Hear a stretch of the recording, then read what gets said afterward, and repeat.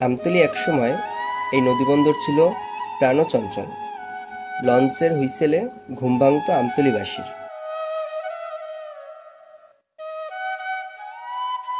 ঢাকাগামী launch সেই কাকঢাকা ভোরে এসে ঘাট দিত আমতলীতে।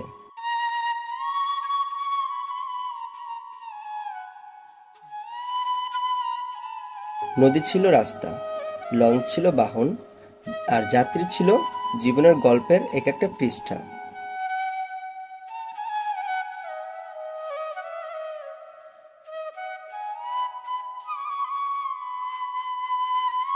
কিন্তু আজ আজ সেই লঞ্চ ঘাটে শুধুই নীরবতা। কোনো কোলাহল নেই, নেই কোনো যাত্রী, যাত্রার অপেক্ষায় দাঁড়িয়ে থাকা মানুষের সারি।